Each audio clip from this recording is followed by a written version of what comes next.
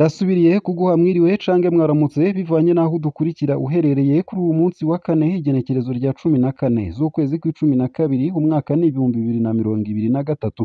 Wowe udukurikira uri mu gihugu c'u Burundi ntunyemerere nguhe mwiriwe neza, ndetse nawe udukurikira uri hakurya y'imbibe z'igihugu c'u Burundi ndaguhaye mwaramutse cange mwiriwe bivanye n'aho udukurikira uherereye. Utegerezwa gusa gufyonda sabone cange subscribe nawe utaravyondako hama ukabandanya ushikirwa n'amakuru, ibiganiro kumwe n'inkuru tubandanya gushikiriza binyuriye ngaha kuri ino mboneshakure imwe rudende, ibigutohoreza hama ikabigushikiriza vyose uko vyakabaye kamwe ku kandi mu buryo butosoye kandi butomoye atana kamwe kavuyemwo. Umukuru w'igihugu c'u Burundi hatera akamo urwaruka rwo muri Afurika ruhurumbira i Buraya kurondererayo ubuzima, gukoresha imigambi y'iterambere ayo mafaranga borishe mu matike kuko ari menshi. Ivyo umukuru w'igihugu c'u Burundi Evariste Ndayishimiye yabishikirije kuri uyu wa 14 Kigarama 2023 mu ngoro y'umukuru w'igihugu i Kiriri mu kiganiro c'urwaruka rwa Afurika ku bijanye n'amahoro n'umutekano muri Afurika, hadasizwe inyuma uruhara rw'urwaruka mu gutsimbataza amahoro n'umutekano mu bihugu vya Afurika. Ntaragushikiriza ino nkuru ariko ntunyemerere ngushikirize ino nkuru inavuga ko bariko baratabariza uwabo.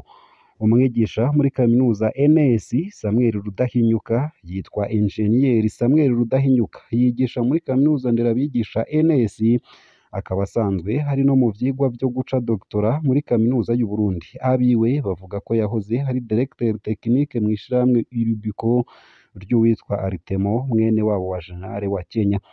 Abiwe bakaba bavuga ko batazi irengero rya Samuel Rudahinyuka yahagaritswe ejo haheze igenekerezo rya 13 z'ukwezi kw'icumi na kabiri 2023 hagati y'isaha 6 n'isaha 7 y'umurango. Yafatiwe imbere ya campus Kamenge havuye kwiga muri Ecole Doctorale mu gihe yaragiye kurira imodoka yiwe yo mu bwoko bwa voiture Toyota TI. Abamufashe bari mu modoka ya camionette Toyota Hilux double cabine yera ifise ibiyo bitabona. Abari muri iyo modoka baramuhamagaye hamera nk'uwugiye kubitaba, baca baramwuriza baramujana. Ababibonye bibajije ko ajanye n'umugenzi. Imodoka yamujanye ntiyagira plaque. Imodoka ya Samuel Rudahinyuka yo yagumye aho kuri Ecole Doctorale, mu nyuma itahanwa n'abagenzi ba Samuel Rudahinyuka. Abiwe bavuga ko bahamagaye telefone ya Samuel Rudahinyuka, mu mwanya wa mbere yaravuga hakabura uwitaba, ariko mu nyuma ntiyasubiriye kuvuga. Ubu ntibazi uwaba iyo ari, barakeka ko yafashwe n'iperereza. Umuryango uripfuza kuronka amakuru y'uwabo. Uwogira ico amenye ku vyashikiye Samuel Rudahinyuka yotwandikira muri ndondeza kuri WhatsApp akamenyetso ko guteranya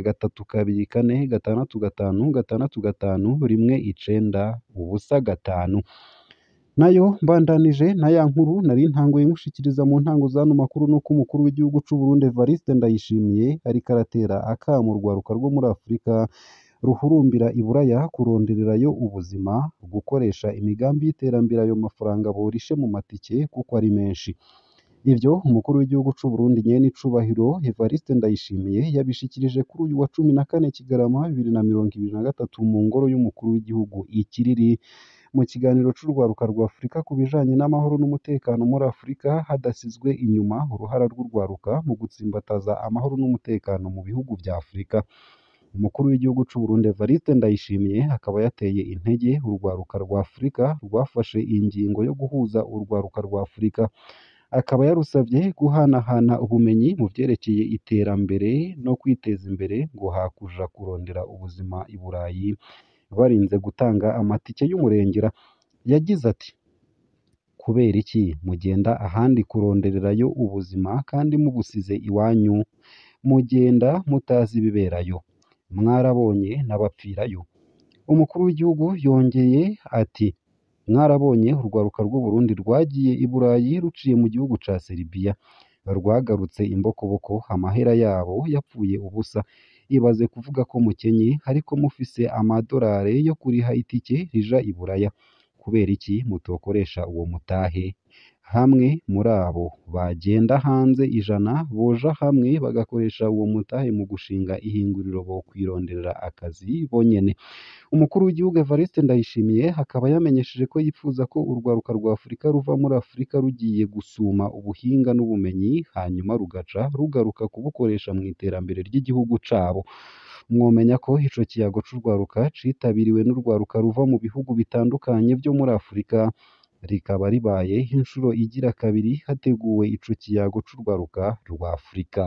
Nayo nyene umukuru w'igihugu c'u Burundi Evariste Ndayishimiye yongeye ati ntimwishime ngo nuko mwambaye Gucci canke Louis Vuitton, teza imbere Afurika n'ibikorwa vyayo. Arongera ati ugasanga iterambere rya Buraya n'iry'iyindi migabane ryavuye mu butunzi bwa Afurika.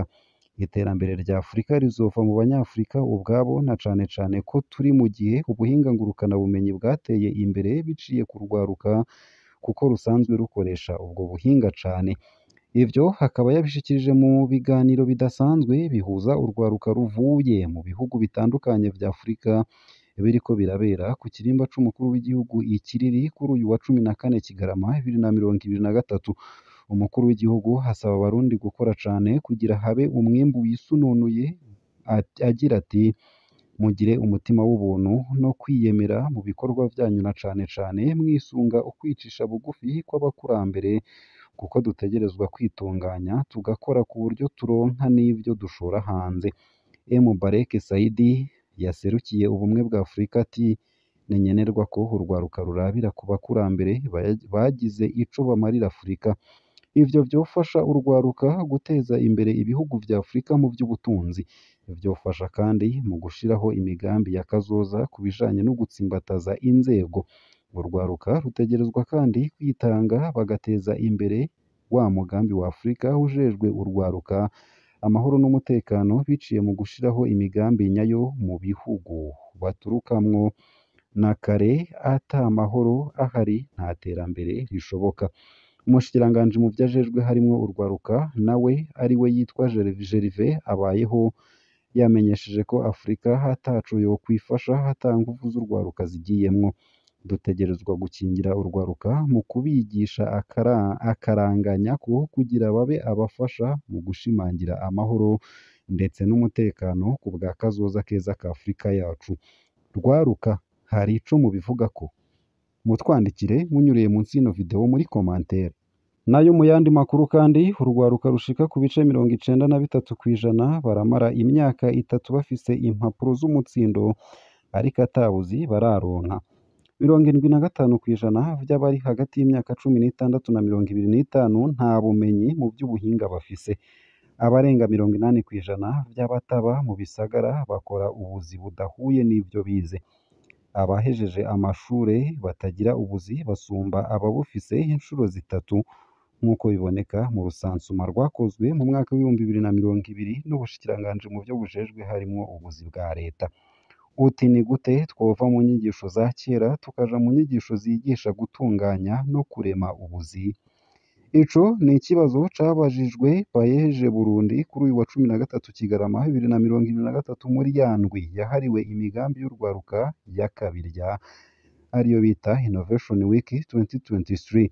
Umuyobozi wa kaminuza y'u Burundi Profeseri Dr Imanirambona Audace akaba avuga ko inyigisho za kera zitokurwaho kuko zitanga ubumenyi buhagije, ahubwo ko abanyeshure bokwikuramwo ivyiyumviro vyo kwitega ko bazoheza amashure baronka ubuzi, biyumvire kugira ubushakashatsi bwo kurema ubuzi.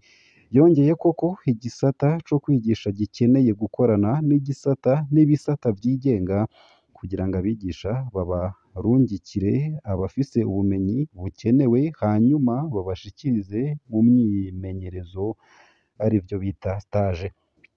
Pasiteri Desire Manirakiza arongoye ikigo Paeje akaba avuga ko ivyo biharuro vyatanzwe vyerekana ko ubumenyi butangwa budahuye n'ubuzi bugezweho.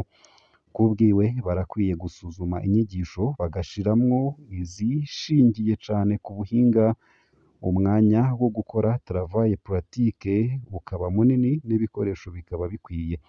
Yongera ati harakwiye gushirwaho kandi ishure ryigisha kwitunganiriza imigambi riva mu mashure y'intango rigashika muri kaminuza, abahejeje bagashigikirwa no mu buryo bwo gutanguza iyo migambi. Nayo mu gusozera ano makuru kandi womenya ko abatimbo bo mu Gishora basaba ko umugwi utanga amanota mu gihe c'amahiganwa y'ingoma wojamwo abantu bavuye mu ntara zitandukanye kandi hakabamwo n'abatimbo kugira ngo uwo mugwi wizerwe gusumba. mu gihe haherutse kuba ihiganwa ry'umurisho w'ingoma ku batimbo baserukira intara zitandukanye ku wa kabiri z'ukwezi kw'icumi na kabiri 2023. Oscar Nshimirimana arongoye abatimbo bo ku kigabiro c'ingoma ca Gishora muri komine Giheta intara ya Gitega avuga ko muri rusangi bashima uko iryo higanwa ryagenze, ariko rero ngo imigwi itari mike akenshi ijana amakenga ko yarenganijwe kuko abatanga amanota kenshi usanga baba bavuye mu gisagara ca Bujumbura gusa. Oscar Nshimirimana asaba ko umugwi utanga amanota wobamwo abavuye mu ntara zitandukanye, mbere hakabamwo n'abatimbo bamenyereye amabanga yo kuvuza ingoma.